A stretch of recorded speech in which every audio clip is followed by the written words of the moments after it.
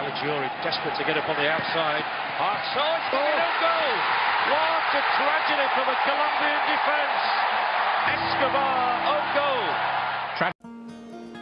When the United States meets Colombia in the Bay Area on Friday, it will be a reminder of another midsummer's night in California 22 years ago, a night that led to one of the most tragic stories in World Cup history. Colombia's Andrés Escobar was 27, a respected and talented defender whose future had no limits. On the night of June 22, 1994, playing at a sold-out Rose Bowl against the U.S., Escobar had the misfortune of turning a U.S. shot into his own net. The image of his reaction, a look of haunting despair, is seared in the mind of anyone who sees it. Colombia, a pre-tournament favorite, lost that game by a goal.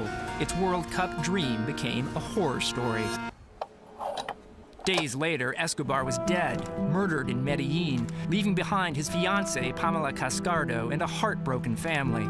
His nation mourned. More than 120,000 people attended Escobar's funeral.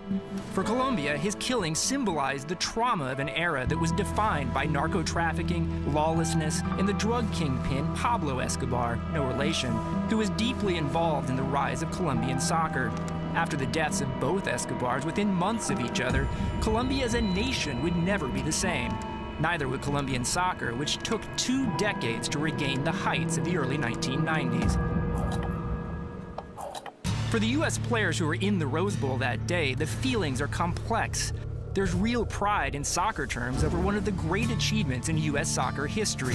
But there will always be a deep and abiding pain that Escobar died in the wake of what happened that night.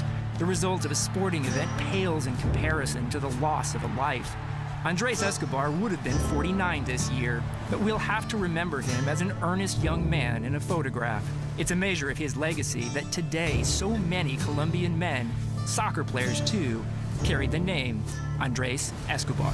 Underneath the blood